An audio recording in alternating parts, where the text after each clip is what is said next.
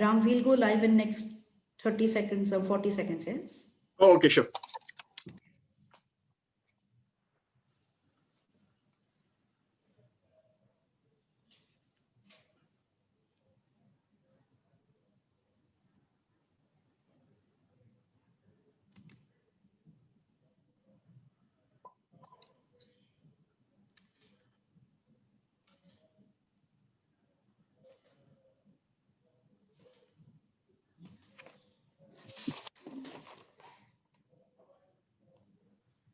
All right.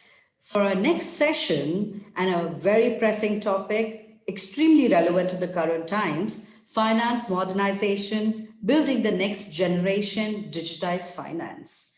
I would like to call Mr. Ramkumar Balasubramaniam. He is the head of finance Middle East of Barclays Bank.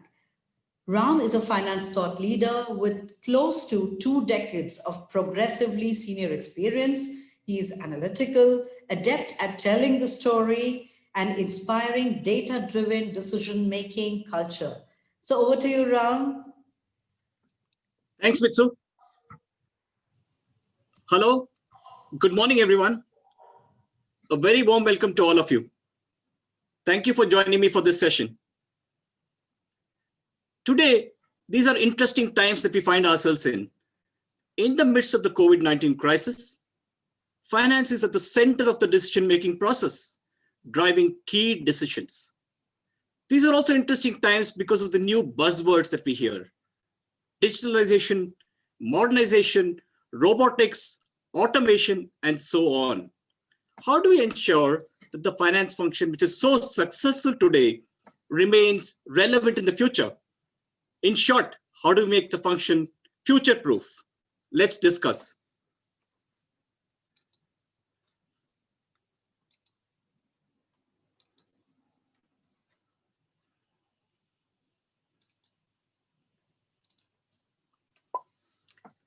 When I started out in the function about 2 decades back, the finance function looked anything but like what it is today. Finance function people were typically bean counters, trying to do sense of the numbers, reconciling the firm's financial priorities. They have since moved on to become planning and analysis members. They have moved on to cover business support and become excellent storytellers, making sense of the numbers, drawing parallels between what is happening in the numbers and explaining it to non-finance people. Finance people today are seen as the sounding board to the CEO. They are the business partners to the CEO. So if this is what it is, and finance is a ubiquitous function today, seemingly omnipresent, what is there to fear for the function? Is there any threat to the function in the future? Of course there is. Of course, if you all look at this bird, this is the dodo bird. In Mauritius, in the 16th century, this was seemingly everywhere. It roamed around the island all over in peace. It did not know fear. It did not fear the human. It did not fear predators. What happened then? The Dutch sailors landed on the island. They brought with them their hunting gear and their animals. The sailors hunted the dodo for its meat, and the animals ate the dodo's eggs as they found it very tasty. In short, in no time, in 100 years, the dominating dodo bird was extinct.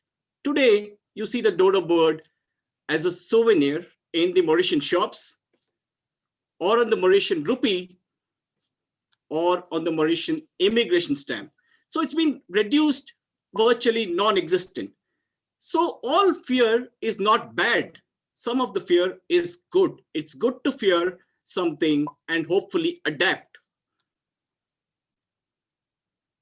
Finance today is faced similarly with a myriad of problems. What could they be? It could be machine learning, algorithms, new structures, and seemingly data is now needed as of yesterday. People want financial close to happen real time. There are digitalization trends which are hitting us and new priorities for business. So the successful finance team that it is today, can it succeed in the future?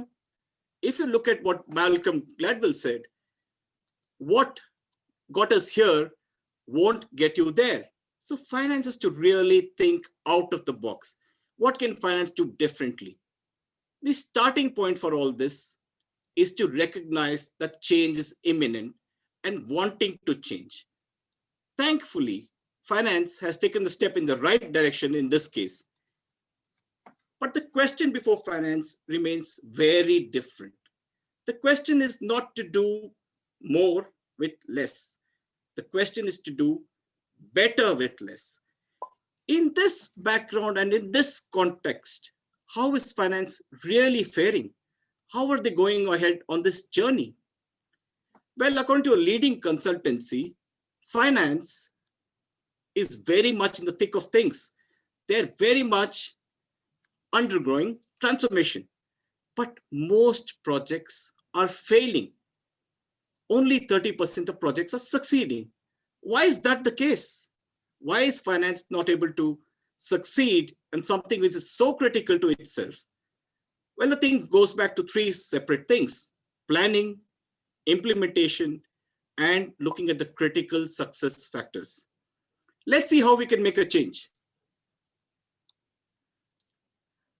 As with any process, planning starts with an inward-looking focus. We need to know where we are on the roadmap. So finance looks inward and understands where is it on the data journey? Where is it on the resources and the people? Where is finance when it comes to systems? What are the shortcomings? So finance needs to map itself out on the finance maturity model and understand where it stands.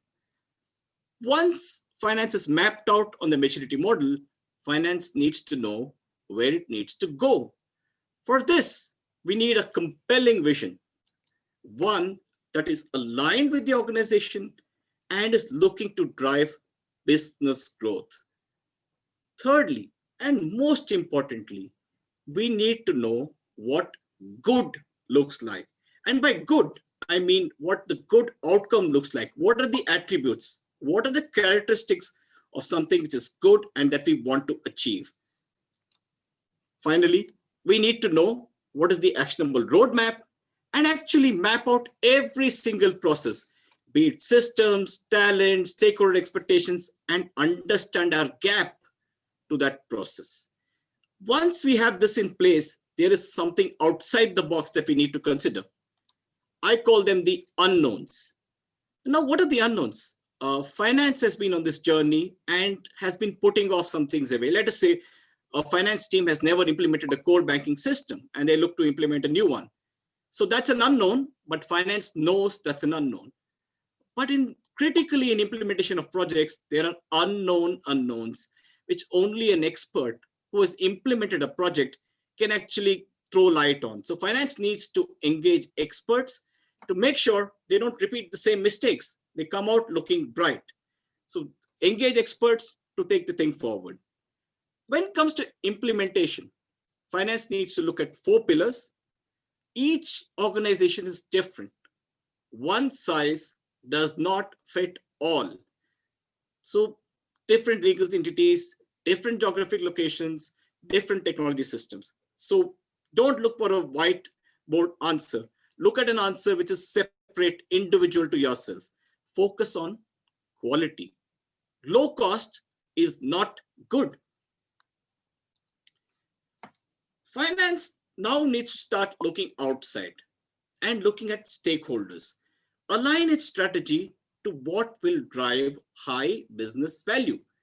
Allocate resources for the right business value activity. Finance needs to do what, like Steve Jobs said, it needs to provide the customer what they want before they know it.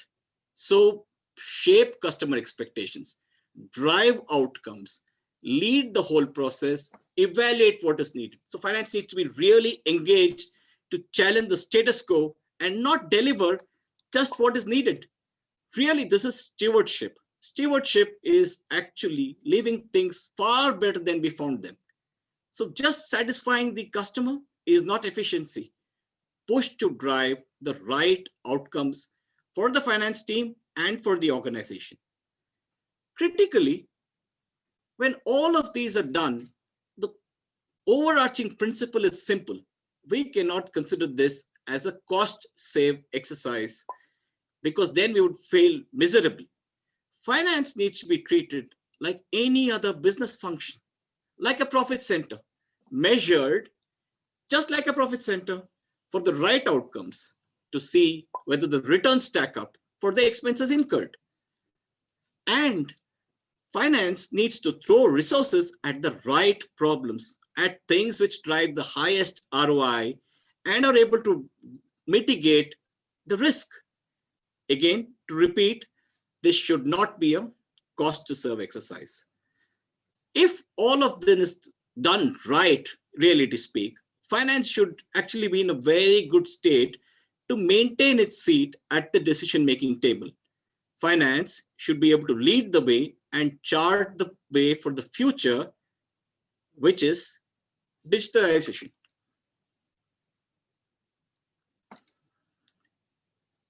Well, this is Deming, he of the Deming Prize, who said, "In God we trust, all others bring data." It's very true. Data-driven decision-making is key. And it was key 100 years back. In fact, data proliferation is now complete. If only Deming were alive today. We have all forms of data today. We have structured data, we have unstructured data, data which can be put together in particular formats, in particular strings, sheets, data which can be stored easily, data which cannot be stored easily, data coming from images, audio, video, and whatnot. And how does finance make sense of all of this? It is a real challenge for the function, and one in which finance finds itself at a crossroads. What does finance do from here? It has really two choices: embrace the culture and move along, or risk being left behind. It really, luckily, has a seat at the decision-making table to chart its course and actually embrace the culture. But if finance were to deter and to let this opportunity pass, the function could look very different from what it is today.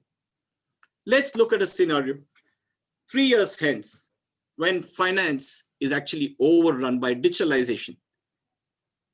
Its headcount could be far lower than what it is today.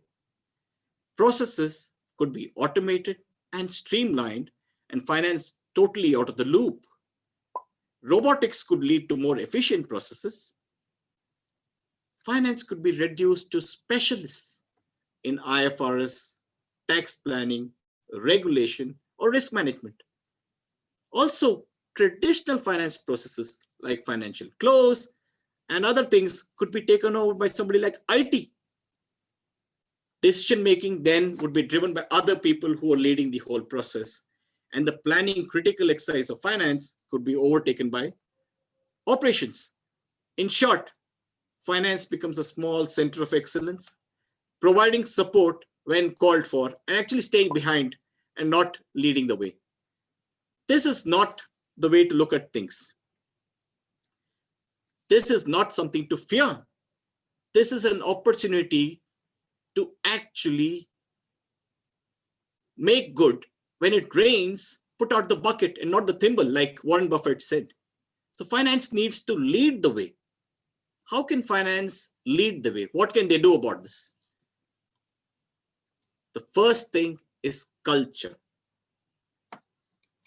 If the organization does not have a culture which embraces data or information-driven decision-making, there is no point in embarking on this digital journey. It really is futile. But once this is grounded, finance is a good opportunity to drive the organization forward. And how can finance do that? It can become a leading pioneer of digitalization. Yes, headcount in the finance function could reduce, but marginally, we could look at reallocating resources to other jobs. Finance can analyze digital trends and actually develop the target vision for the company. And finance, since it's leading the way, will actually act and tell people what to do and not react. So not being receptive, being proactive. Finance then leads the roadmap, runs the analytics department, drives the decision making from the analytics department, and planning is almost seamless, real time. So this is a real opportunity for finance to seize the day and lead the way for the organization. What would be the operating model for something like this in the new finance world? The focus now has to shift to the external stakeholders. It has to be outward focused and deliver outcomes for what they want. Team structures would be very different. What would teams look like? We would not have the traditional teams that we have today. It needs to be a pretty much a flat structure, networked teams, about to be people who can be called on demand. Also, this needs a different kind of mindset, what I would call a project mindset. A project mindset is one where you're looking to solve problems in the immediate future and not put it away. So we need to have an entrepreneurial kind of team and a project mindset team. So this will go a long way in delivering a new agile model. But most importantly, the teams and the roles that they play will not be what we have today. The roles will be very different. We are unlikely to have teams like financial planning and analysis, financial control, treasury middle office, and so on. Teams are likely to be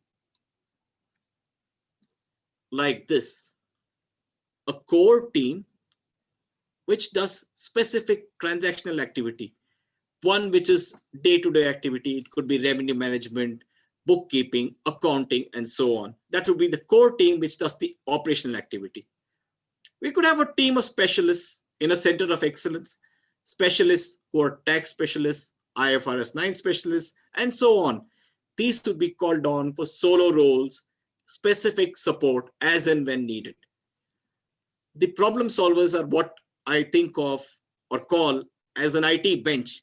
They're people ready with the skill sets to solve problems as and when they arise. So they could attack any pressing business challenges as and when needed. Finally, the leader for this whole process will be the value leader. Somebody who's able to synthesize the whole process, who's able to make sense and address the most pressing business challenge and opportunities, the value leader. The new structure of the finance team should be really solid enough to solve any problems in the digital age. How does whatever finance do today look very different from tomorrow? Today, finance looks at solving immediate problems. In the future, in the digital age, finance needs to look at what adds economic value, what drives shareholder value. How do competitors perform? Can we predict their behavior? Can finance not only run performance management, but actually come up with actions and go ahead and implement those actions? Can they take the lead in all these processes? Can finance be a leading adopter of digital technology and actually help others adopt the technology? Finance leaders need to walk the talk. They need to really lead the way in adoption, learning new skills, and in actually rewarding the right behavior. If we do all this, I am pretty certain we will make finance great again. Thank you. I'll take any questions now.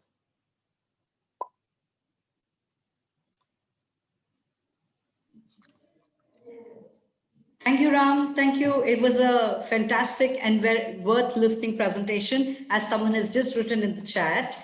Now, Ram, what I wanted to ask you is, we are still waiting for some questions, but there's one question that I had after listening to your presentation. It was, what are the critical skills needed for finance to succeed? Thank you, Bitsu. Actually, a couple of things, right? Today, we have finance specialists and we have people who have the right finance knowledge and are able to sort of apply it in the workspace. The thing which I see missing significantly is the communication skill to sort of able to synthesize the numbers and communicate this information to non-finance people. How do we communicate what is needed to be done? How do we articulate what is needed to be done? This actually, if you go back to Randall Bolton's book, he talks of contation. How do you explain the story behind the numbers? How do people understand? How do non-finance people get aligned with what finance is trying to say? There is a need to make a case for finance, and this comes with communication. I think that's a seriously lacking skill. So soft skills are very important.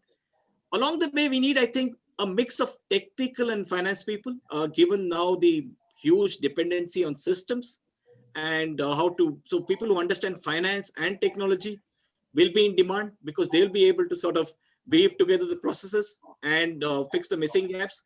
So these are two critical skills I would look at in anybody coming into finance in the future.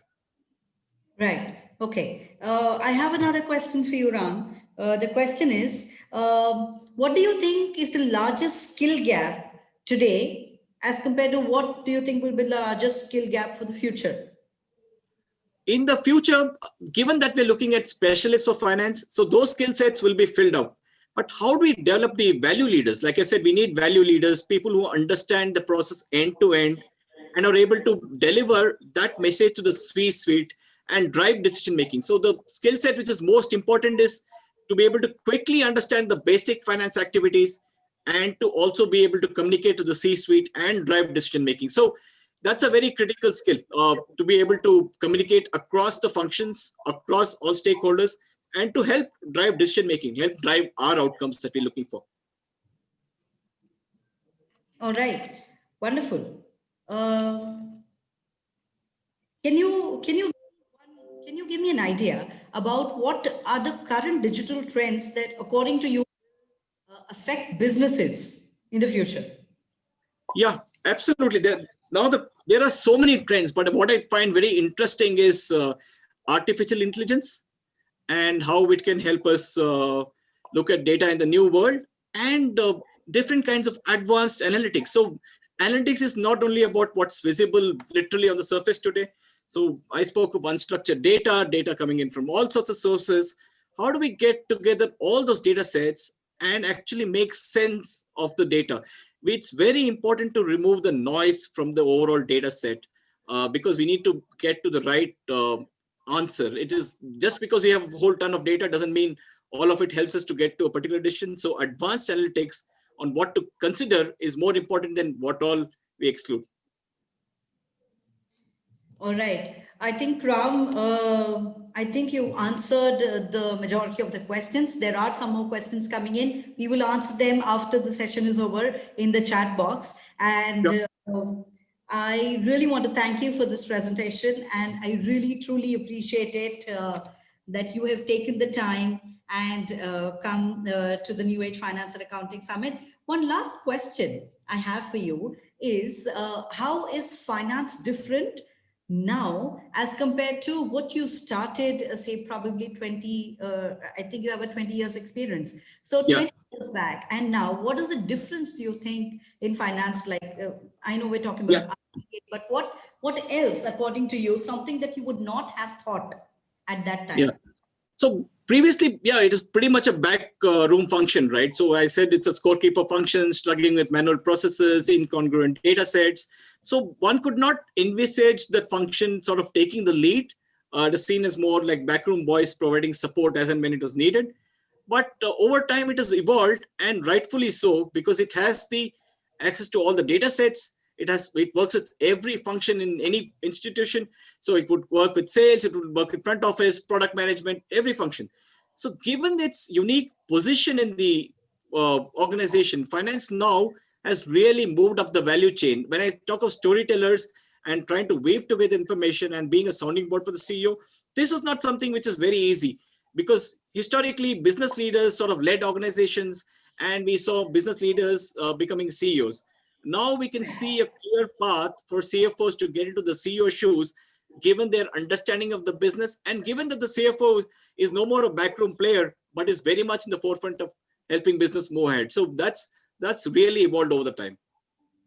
Right. Okay. Thank you. Thank you, Ram. Thank you very much for this super presentation. I'm sure everyone, as you can read some chats, that everybody's saying that's a fantastic presentation. Thank you very, very, very much for answering some of the most important questions that everyone is facing today. I would now request all the attendees to join the next session on what does it take to scale automation for maximum business impact by Blue Prism by clicking on the session tab on the right side of your screen. So thank you, Ram. Thank you very much. Thank you, Michu. Thanks for having me. Pleasure. Thank you. Thank you. Thank you.